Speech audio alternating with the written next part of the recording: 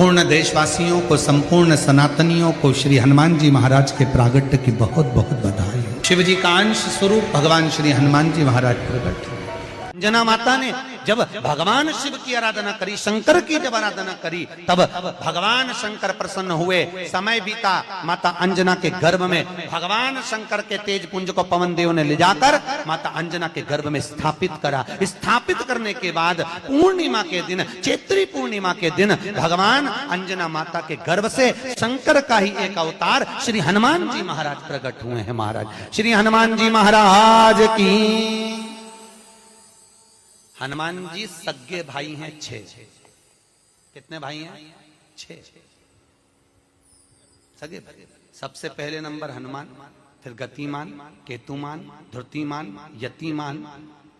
ऐसे हनुमान जी महाराज के 6 भाइयों का क्रम वर्णन किया गया। कितने भाई हैं? 6। हनुमान जी महाराज का एक भाई है जिसका नाम है गतिमान। क्या नाम है?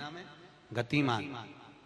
और जिसके यहाँ पर फैक्ट्री हो, किसी भी तरह की फैक्ट्री हो, चाहे वो नट बोल्ट की हो, पानी की हो, किसी भी तरह की फैक्ट्री हो, अगर फैक्ट्री में जरा सी भी तकलीफ आती है तो हनुमान जी महाराज के उल्टा पांव, लेफ्ट पांव के नीचे का सिंदूर लाकर गतिमान का नाम लेकर अगर फैक्ट्री पर स्वस्तिक बना दिया जाता है तो वो फैक्ट्री धड़ाके से चलना चालू हो जाती है, कभी खराब नहीं होती, कभी परेशान नहीं करती। महाराज गतिमान हनुमान जी के 3रे नंबर का भाई, गतिमान का नाम।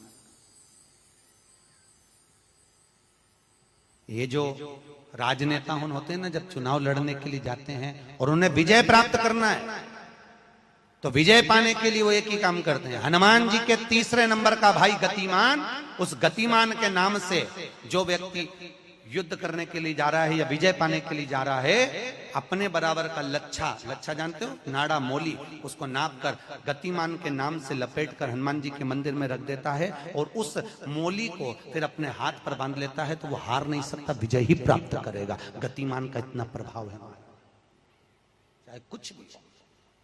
गतिमान है, वो नीचे नहीं गिरने, उसकी प्रखर गतिमान।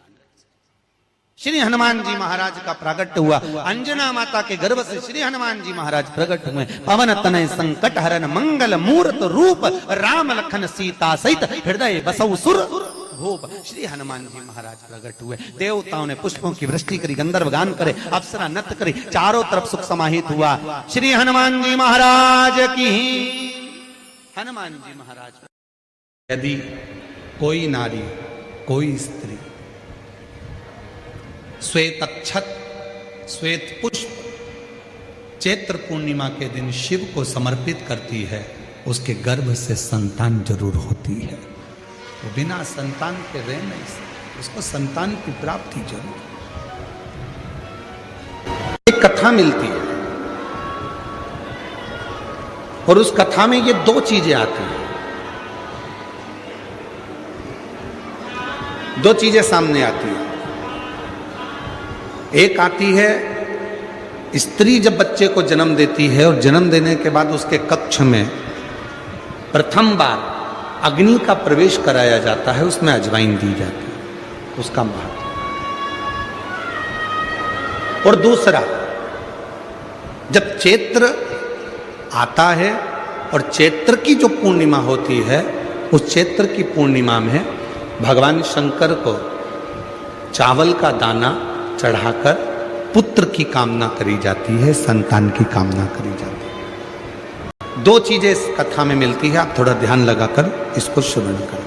आनंदेश्वर महादेव, 84 महादेव में एक महादेव है। अब उसका नंबर हमको तो स्मरण में है कि 33 नंबर पर होना चाहिए, पर यदि हमारे विवेक में वो नहीं नंबर आए तो उसमें आगे पीछे हो सकता है। पर आनंदेश्वर महादेव का चरित्र बड़ा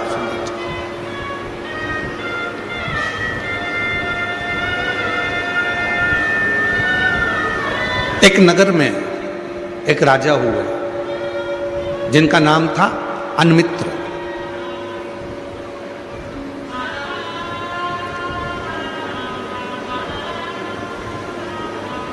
अनमित्र राजा की धर्मपत्नी का नाम था वरवर्णी।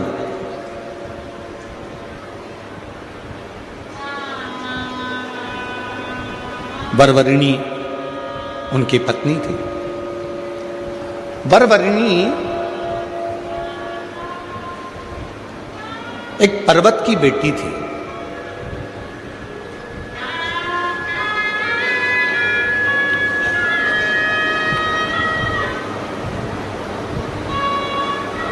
बड़ी सुंदर थी, विद्वान भी बहुत थी।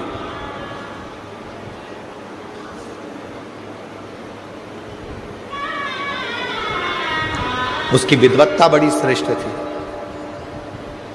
अनमित्र की धर्मपत्नी वरवर्णी गर्भ से हो गई और गर्भ से होने के बाद समय निकला और समय निकलने के बाद उसके गर्भ से एक बच्चे ने जन्म लिया।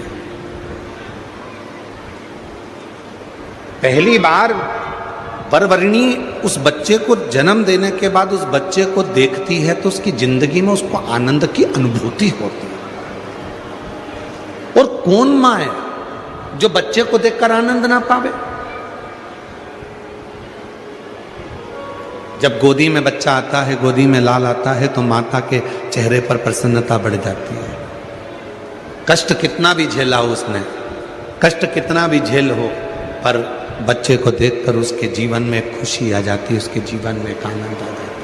कितना भी कष्ट क्यों ना झेले, कितना भी कष्ट से क्यों ना बीती, कितने भी कष्ट से वो निकले, पर उसने अपने बच्चे को देखा और उसके जीवन में खुशी आ गई, उसके जीवन में आनंद आ गया।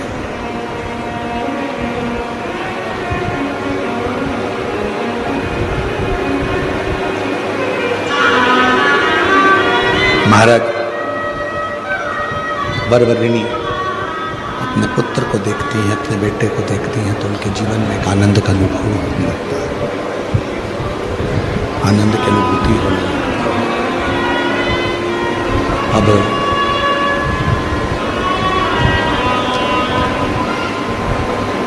वरवर्णी उस पुत्र को लेकर अपने कक्ष में गई और जैसे ही पुत्र को लेकर कक्ष में गई, बस वरवर्णी ने जैसे ही उस पुत्र को देखकर कहा कि तू मेरा पुत्र है, मेरी जिंदगी की वो सीढ़ी मिल गई कि अब मुझे कहीं भटकना नहीं पड़ेगा, कहीं भटकना नहीं पड़ेगा। जो बालक गोदी में था उसने बोलना चालू कर दिया।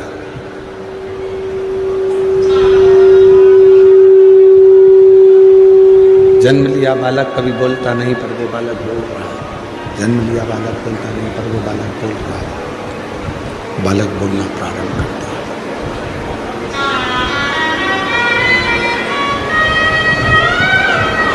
वरवर्णी ने तो सोचा था कि कभी कोई बालक बोलता ही नहीं, वो बालक ने बोलना प्रारंभ कर दिया।